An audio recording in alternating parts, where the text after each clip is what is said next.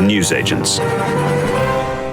When I talk with the government, I have a meeting with them, and we are pushing them to do 100% to work to release our children, our friends, our families, to release them. And after this, to talk about all other issue, because we don't care. I want my daughter. That's the voice of Eli Albag. His daughter is a hostage in Gaza. His daughter Liri is why he is in London, because he's speaking to the British government in the hope that they can put more pressure on the Qataris, who will put more pressure on Hamas, that will somehow lead to some progress in what has become an intractable and brutal conflict. Ellie's joined in the studio by a young woman, Ziv Abud, who's the girlfriend of Elia Cohen. He's 27 and he has also been taken hostage, taken in front of her eyes. They were both at the music festival together. Today we're going to hear what they're asking our government to do, and we're going to hear from the Israeli government about what their plan is for the hostages, for the people of Gaza, and for peace in that region. Welcome to the Newsagents. It's John. It's Emily, and it's now been 108 days since October the 7th, since more than 200 hostages were taken from Israel to Gaza, since the killing, the slaughter, the rape of many other Israeli civilians that day, and since the beginning of a war which has seen thousands of Gazan citizens, women, children, as well as men, perish, and many more now on the brink of starvation. And 100 days into this war, it is worth saying that although Israel has enormous military might, it is clear that Hamas has not been destroyed, has not been beaten. Yesterday was the worst single day of fighting from the Israeli point of view, with 24 Israeli servicemen killed in one day. So it is obvious that Hamas is still able to wage war.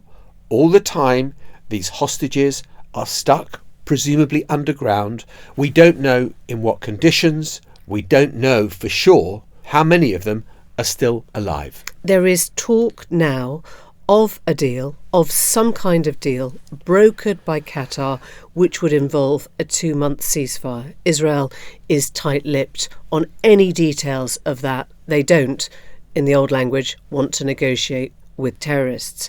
But the families of the hostages are now touring Britain, touring Spain, trying to put pressure on many governments outside of Israel to remind their own government of the priority at home, to get their loved ones back.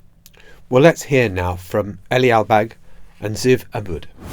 Eli, Ziv, welcome to the Newsagents. You've just come from the Foreign Office. Just tell us who you met there and what you were asking for. First of all, we met yesterday the Prime Minister, and we make David Cameron, and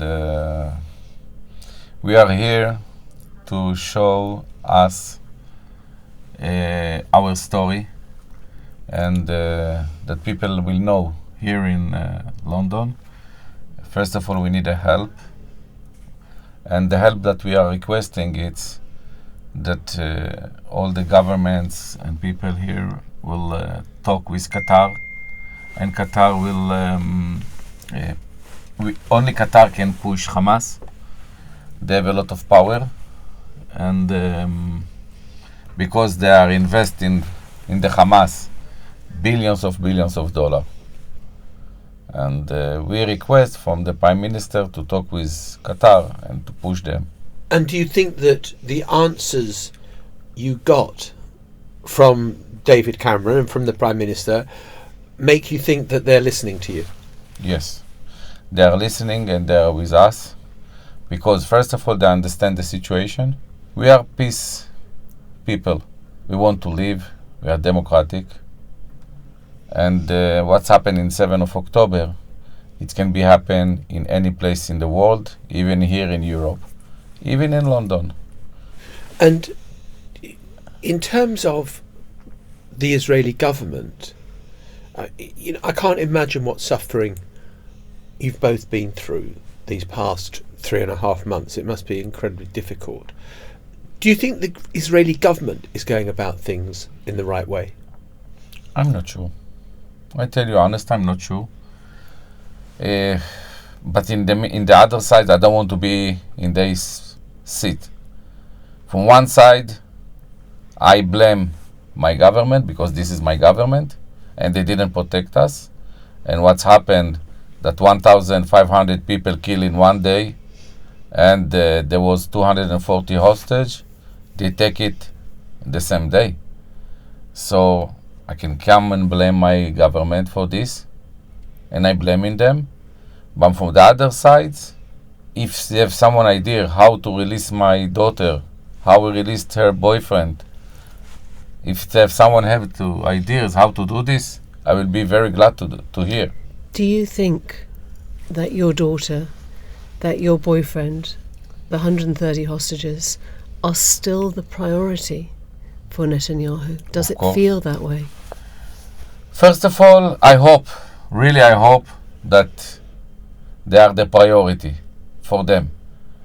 But we are here in all over the world, in Israel, especially in Israel, we are sitting on them very hard and talk hard, that they will know that they are priority for us, and without to bring them back, we will not stop, never ever. And it's as days will come and more, we will be more aggressive. What does that mean? That if we don't see that they are doing 100% for release, first of all for releasing the people, our people, and after this to think about the world. And if we will not see this, we will demonstration harder and harder. But we also can't forget about what happened to us in October 7. It's not just the hostages. It was a big situation because I was there. I see what they're doing to us. They don't come to fight with army. They come to murder civilians people. We was in a party. We want to have fun. We come to dance, and they murder a lot of people. A lot of my friends. They took my boyfriend from my hand. They think that I was dead, but I don't know what happened if they see that I'm not. I don't know.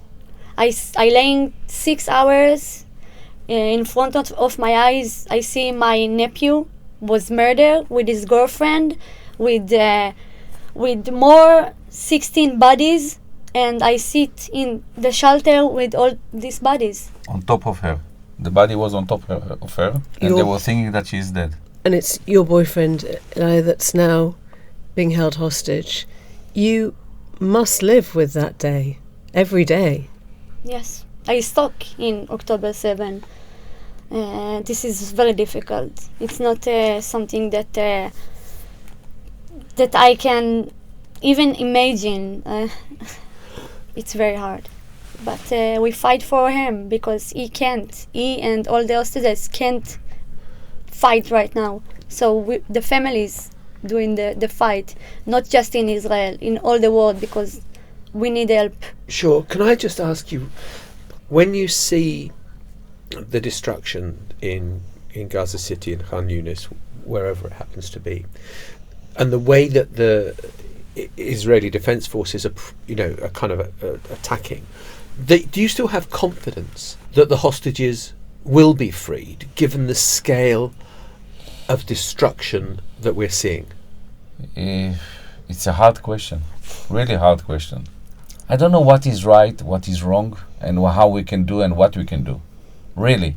Because from one side, Israel attack, the other side, they keep our children, her boyfriend, all the families, they're keeping under the ground with the weapons, with a lot of bombing inside the channel, and without food.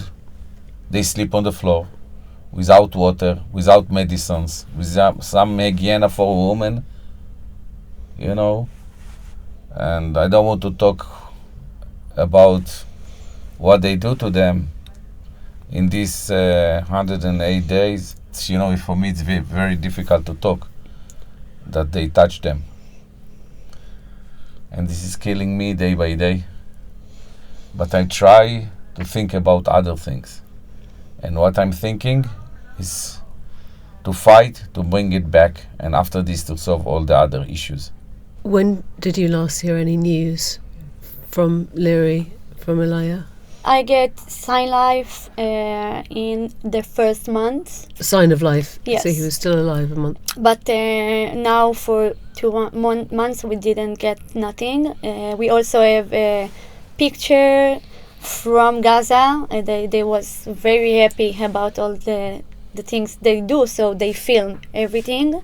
Also, we have video of the bodies in the shelter and the kidnapped of Elia. So we have a video of the kidnapped and picture from Gaza.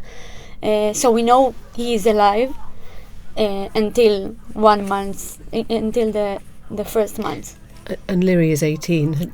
Have you heard any news of her? Yes, Liri is 18 years, and we know from people that release that they was with her the first 37 days, and another family the last week.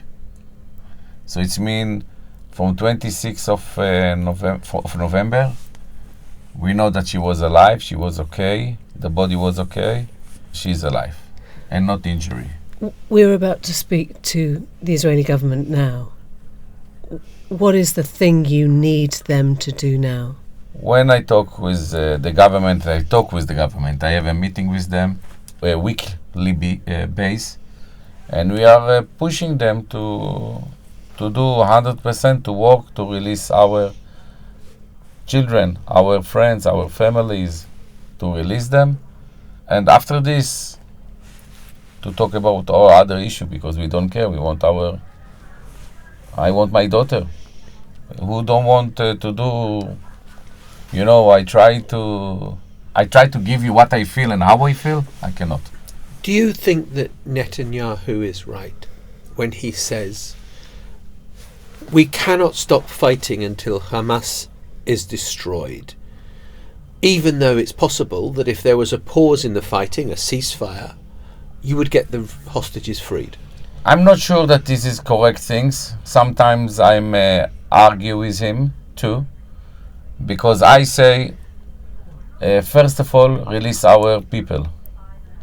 If you want to fight with the Hamas, you couldn't do it 15 years ago, and you can do it 100 years from today till the future. You cannot destroy Hamas in 1 day, 2 days, not 1 year, 2 years. Because Hamas is idea.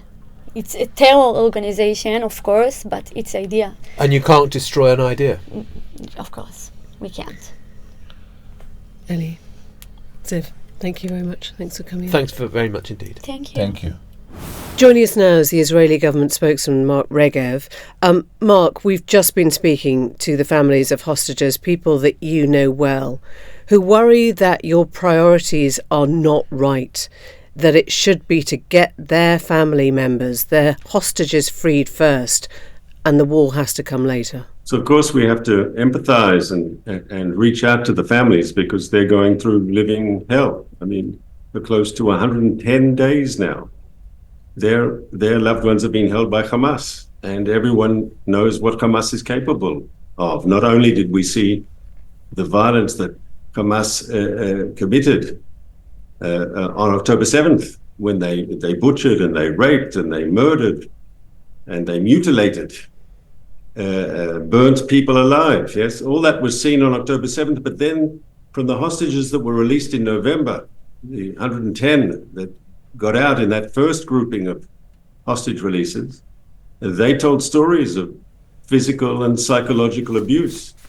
And so these families have every right to be angry. These families have every right to worry. But the larger question that you ask is what's the strategy to expedite a release of hostages? And I think all the evidence shows that the only way to get Hamas to move on this is to keep up the pressure on Hamas. They're not going to suddenly release hostages because they've become nice people. No, we're dealing with brutal murderers. Actually, what you've just said contradicts that entirely. That your strategy, whatever it is not working, because you did have a gap, you did get hostages released in November, and now you seem to have been making things much, much worse for everyone, for those hostage families. I hate to say this, but you're wrong. The only reason we got hostages out in November was because we beefed up the military pressure on Hamas, and Hamas became desperate for a timeout, for a pause in the fighting, and that expedited the release. And that strategy that worked in November can work in January and can work in February. But we have reason to believe that it will work. What is the alternative? If Israel ceases unilaterally its campaign against Hamas, what motivation do they have to release a single hostage? Why isn't it working now? Why have we waited 2 more months since that first pause to even start talking about releasing more hostages? Why isn't it working? Because we're dealing with brutal, sadistic murderers. It's not easy. But Mark, I sympathise. I'd have preferred this would have been over earlier also. But Mark, talking to the relatives, and I asked, don't you worry that the scale of destruction that we are seeing in, wherever it happens to be, in Gaza City, in Khan Yunis, wherever, that it's making it less likely that your relatives will come out alive? And they say, yeah, we're absolutely worried about that. The continual pounding of those cities is not making the hostages safer, it's making them more vulnerable to death. And what motivation will Hamas have to release hostages if there's no military pressure on them? Why would they do so? Because it could be part of a deal brokered by Qatar, where there is a pause in the fighting, where there is a ceasefire, where there is a moment where there is a pause for breath, and that you could get your hostages out. What your Prime Minister seems to be saying is, no, we're not going to pause the fighting at all. We're not going to stop the fighting until Hamas is defeated. And that still seems a long way off, unless you can tell me otherwise. That's not the Israeli position. And I said a moment ago, what worked in November, which was military pressure that created a desire on Hamas for a pause, and we agreed to a pause to get our people out. Okay, so just spell out it's then. Wrong. Sorry, it's incorrect to say you've got a military strategy or you've got a diplomatic strategy. No, the military strategy augments, complements the diplomatic strategy. Diplomacy will only work if Hamas is under pressure. That's clear. Okay, so just spell this out for us then, because we are looking at some 25,000 dead Palestinians, many of them children. The UN's talking about 500,000 people facing catastrophic hunger, and you've got 130 hostages, Israeli hostages, still within Gaza. So what part of that is working for you? What part of that military adventure is working? First of all, one small correction with your permission. Those figures, the 25,000 figure is, of course, the Hamas figure. Okay. Do you know, we've been here before with the contested numbers. That is the Hamas figure. It's not some objective. Okay. Do you know what? You won't give us your own numbers. So for now, we'll go with those accepted by neutral international broadcasters. With the Hamas numbers, fine. Okay. So what part of that strategy is working? What part of that military operation is working for anyone? So first thing, because of the military strategy, we got out 110 people in November. They would still be held hostage today if not for the Israeli military pressure.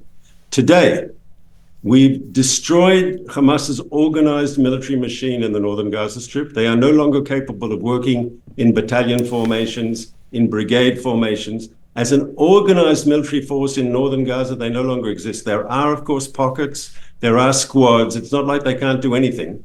But as an organized fighting force, they are no longer so in the northern Gaza Strip. As we continue our efforts in the center and in the south, we will achieve the same success there. It's not easy. It's difficult fighting. As you know, today there were, unfortunately, a large group of Israeli casualties. But we will win this, and we'll win this because there's no alternative. In the face of families telling you to stop, in the face of people coming to the Knesset, the Israeli parliament, and saying, for God's sake, look at what you're doing, because they are not going to get out of there alive. In the face of Israeli citizens telling you, you have to change tack. To be fair, there are hostage families who protest outside the crossings in the frontier to Gaza. And they say, not one bottle of water, not one sack of flour for Gaza until our loved one comes out. Should we be listening to them as well? Now, of course, we feel for the hostage families. Of course we feel for them. Any human being has to reach out to them and understand the hell that they're going through. But to say all the hostage families speak with one voice and they all have one political position is simply incorrect. The other thing that one of the people that we've just spoken to, Ziv Abud, whose boyfriend was captured, she was saying you can't destroy Hamas. Hamas is an idea. You might destroy the military infrastructure, but you've probably radicalized a whole generation of young Palestinians along the way. I mean, I'm not putting this to you as a kind of foreigner who doesn't live in Israel. This is what the girlfriend of one of those who's being held hostage has just said to us. So I think it's the opposite is true.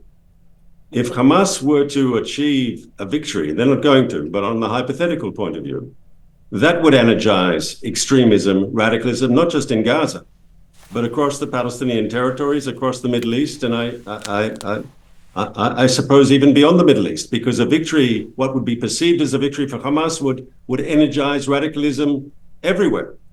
And on the contrary, a victory over Hamas, a decisive victory over Hamas, discredits Hamas, shows the people of Gaza that Hamas's strategy of extremism and violence and terrorism is a dead end. It brings them nothing. And that will also serve to defeat this sort of extremism across the Middle East and beyond. I think Israel winning this war, and we will, it's good for us, obviously, but it's also good for all Western societies who don't want to see this type of terrorism take off and expand. Mark, bring us some positive news. Tell us that there is a deal in the offing. Tell us that you are talking now with Qatar, even with Hamas, to work out a way out of this now. So there are talks ongoing. And does it involve... And there is a chance. Okay. There is a chance to achieve... There is a chance. I don't know how high to give the probability, but there's very serious work underway, led by the head of the Israeli Mossad, who's been speaking to the Qatar government, with the Americans, we're talking with the Egyptians. The idea is to find a framework that works. Now, it's not easy because we're dealing with Hamas. OK, just let me ask you, is it true then that we're looking at a 2-month ceasefire at least, that more aid would then go into Gaza, that Palestinian women and children held in Israeli prisons could be free, and it could even involve Hamas leadership fleeing Gaza under this deal? Would that happen? So I apologize. I'm not at liberty to go in any of the details of the talks whatsoever. I'm not negotiating with Hamas through your program. That would be most incorrect. Can I just talk about wider diplomacy for a moment? Because Benjamin Netanyahu came out and said no Palestinian state at the end of last week. The Saudi Arabians have said there is no normalization of relations with Israel until there are concrete steps towards a self-governing Palestinian state.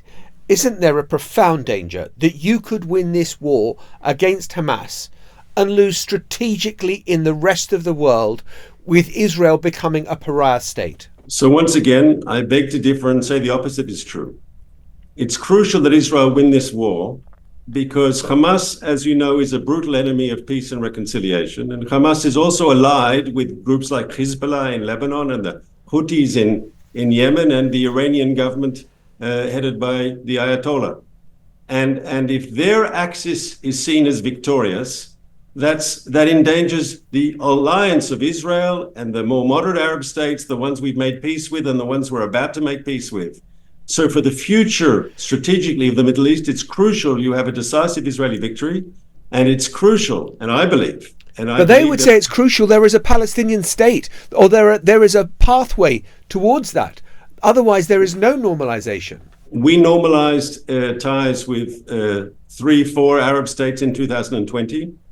And I think many people in the Arab world, many governments across the Arab world, they, of course, have strong solidarity with the Palestinians, but they're not going to allow dysfunctional Palestinian politics to dictate their foreign policies and to override their national interests. And just as we saw more Arab countries make peace with Israel, I think once this war is over, you will see more and more Arab countries engaging with Israel, especially, there'll be a whole project to try to rebuild Gaza when this is over. And I think we will see Arab countries who want to help the Palestinians and help build a better situation in Gaza when this is over. And if Israel's in charge of demilitarization, because ultimately no one else will do that, but there's a whole process of reconstruction and de-radicalization, and I think you could well see Arab partners involved in that. You can't de-radicalize without a Palestinian state.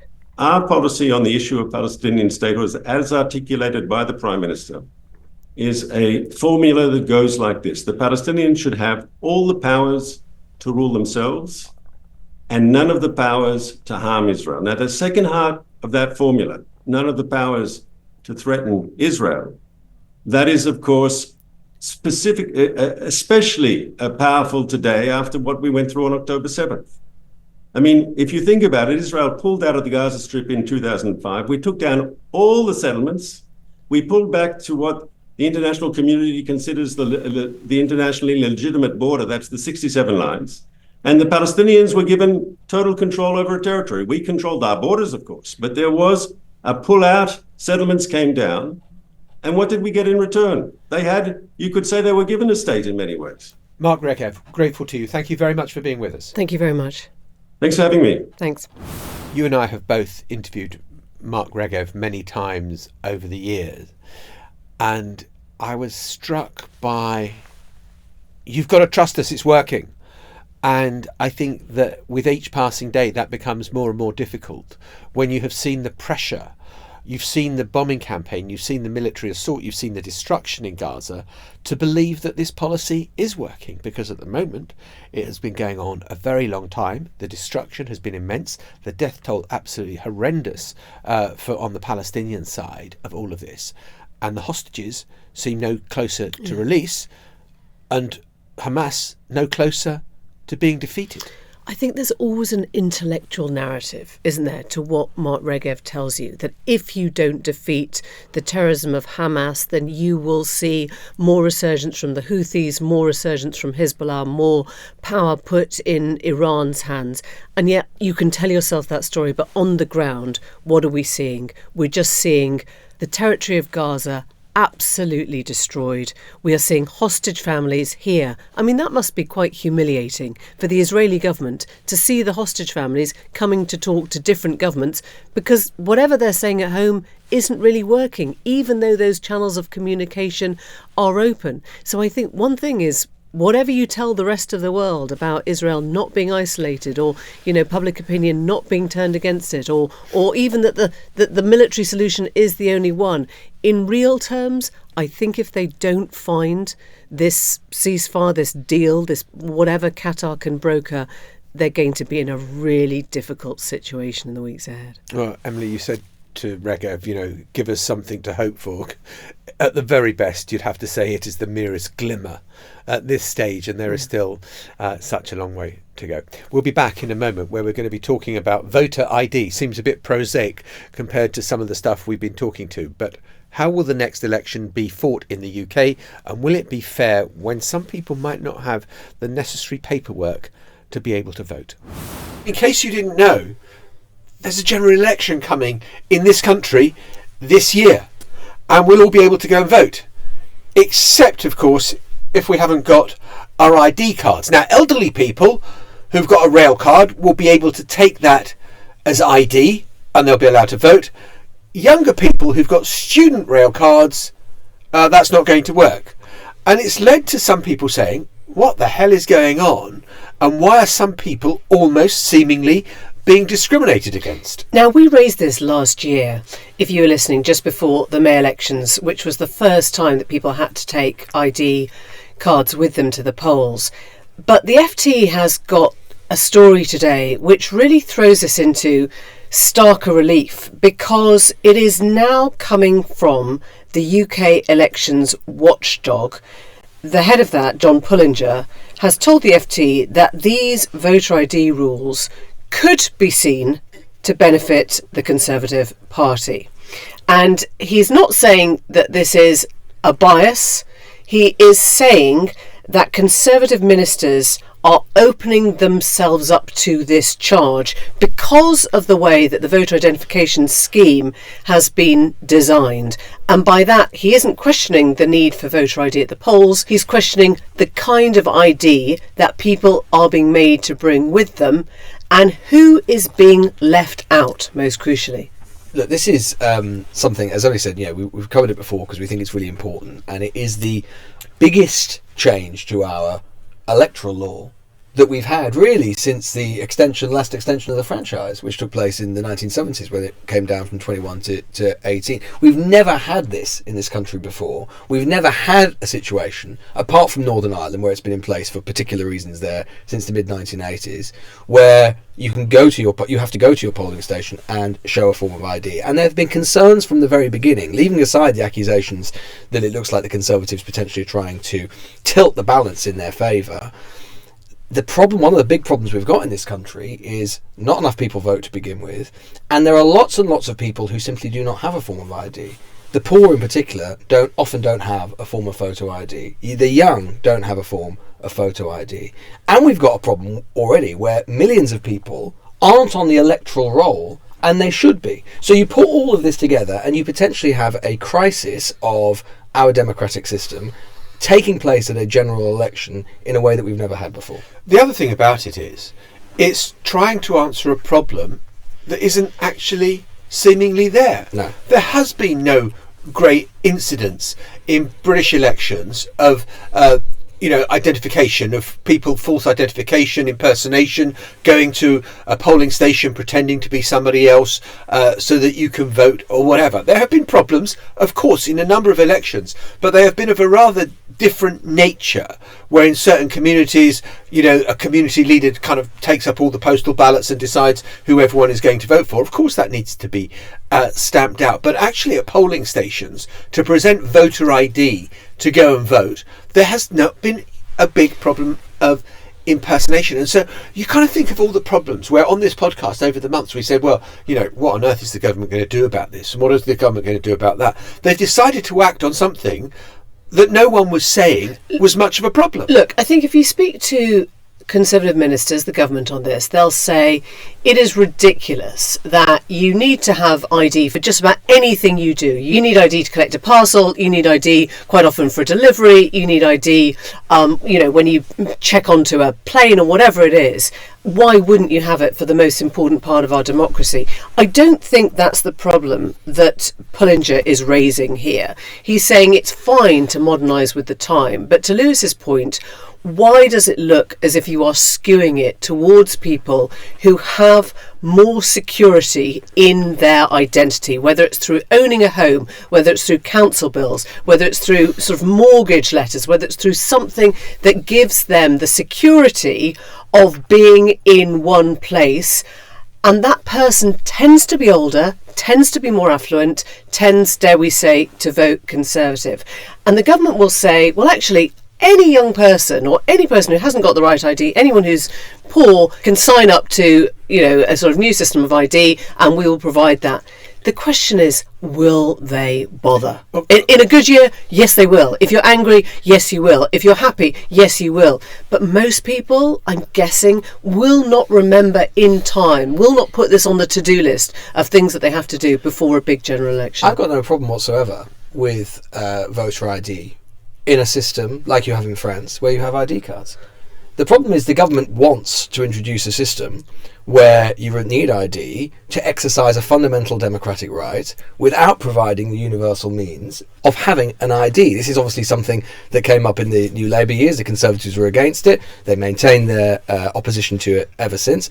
That's fine, and as Emily says, there is a system where you can sign up to it, but it's bureaucratic, it's cumbersome, most people don't know that it exists. If everyone just has an ID card from the age of 18, no problem. We don't have that, so you can't will the ends without the means. Look, you talked a moment ago about it gives the perception that it could be there to help the Conservatives, and that is what people could be left with. Well, this is what the head of the Electoral Commission, John Pullinger, is saying. Well, let me just tell you what Jacob Rees-Mogg said, or Sir Jacob Rees-Mogg, the Right Honourable Sir Jacob Rees-Mogg said, and this was after, and he'd been part of the cabinet that had decided on these new rules. He said that parties that try and gerrymander end up finding their clever scheme comes back to bite them, as dare I say we found by insisting on voter ID for elections. In other words, he is saying that there was a clever scheme that the Tories dreamed up to skew the votes in their favour.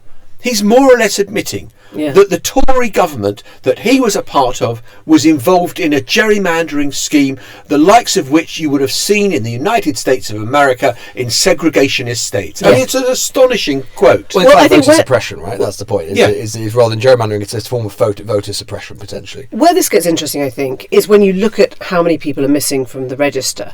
And it is in this country about 8 million people, 16% of all eligible voters are missing, right? And this is the idea, going back to Pullinger, almost like they were talking about doing sort of kidney donor cards, right? You might as well be on the list until you opt out. Why don't they have a system where you would automatically put people on the list before they opt out? One caveat to that, which I learnt sort of belatedly, which was, do you remember when we talked about the Australian referendum, the sort of Aboriginal rights referendum? Of course, and Australia famously has this mandatory voting system. And there were people who blamed the mandatory voting system for the failure of the Yes campaign to win the Aboriginal rights, because they said that people resisted this idea that they were being made to do something they did not want to do. Now, we are a long way from that, but at the moment we have 8 million people missing from our register. And actually, I think that is a really serious point to consider, whether you just start by saying everyone's on until they're not. Could I be very illiberal for a moment and just not for the first time, and go to Lewis's point? Let's get over ourselves. Let us have ID cards. And it would, when people are talking about illegal immigration and people accessing social services that they're not entitled to and that they're just disappearing, having ID cards solves a huge number of those problems. Likewise, if we all have ID cards, we will go to the polling stations and we will just produce our ID cards and it will be normal. Not a whole range, that some ID cards are acceptable, others not. I think it would just be simplified, the system. And yes, I'm sure that civil libertarians would say, no, we can't possibly, it's a sign of a police state or authoritarianism, that the state knows who you are and where you are at any moment. I just think it would be make so much sense. Well, it's just to speak to your point, though, John, about the sort of sledgehammer to crack a nut issue. In terms of, it's called voter personation. That's the crime, that the sort of electoral crime that you can have if someone is pretending to be somebody else. I mean, it's just worth bearing in mind that in 2019 there were only 33 allegations of voter impersonation and 1 conviction. I mean, this is not a profound problem or vulnerability in our electoral system. It does have lots of vulnerabilities and there are problems. It's probably not this one, but as I say, if you're going to introduce it, then you might as well have some system where you use it. But as I say, the problem is, if you're going to have this, then you need some means of allowing people to do it. I think that if we look at what happened in the local elections, because now we actually have some data to see whether it was a problem or not, it does appear from the studies that have been done that it wasn't a huge problem in terms of people being turned away from polling stations, quite a small percentage as a result of not having voter ID. It seemed that the government information campaigns that preceded the vote helped, because it did allow people to know what was coming. But that said, there are 2 sort of caveats to that. One, that was a local election where you've got higher information voters voting anyway, people who are generally more democratically committed, so they're more likely to know than in a general election where you have younger people or people who are less likely to perhaps know about the intricacies of the system because they only vote in a general election. And the second one is, of course, that, maybe sometimes it's only a handful of people turned away. But of course, in our system with first past the post, sometimes it can only be the margin of victory or defeat can be a tiny handful of people. And so the irony could end up being, particularly if it's a close election, that this measure, which is there to try and augment the legitimacy of the system, in the end results in lessening the legitimacy of the system, in reducing legitimacy of the outcome, which would just be a complete disaster.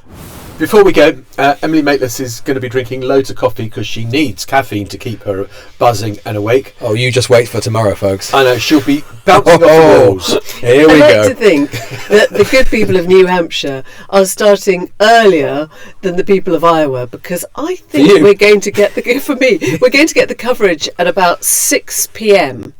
So US time, 11 p.m. London. Yeah, 11. So that's a whole 2-3 hours earlier than Iowa. Although that'll make our morning meeting a bit easier. Yeah, I can't wait, and I know that you will all be joining me in my New Hampshire-filled dreams tonight as we watch the Oh results. my God, it's getting a bit weird now. New Hampshire-filled dream. Right, well, we are going to be obviously covering what happens in New Hampshire and whether we can frankly declare that the Republican race is over and Donald Trump is the presumptive nominee for the Republican Party. And hey, gear yourselves up, America, for the election that nobody wants, Biden versus Trump, the rematch. Yeah, and if you missed our US bonus episode, which was a swan song to Ron, who's gone, and endorses Don, has Trump won?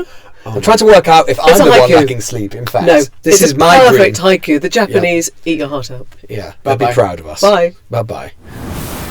The Newsagents. This is a Global Player original podcast.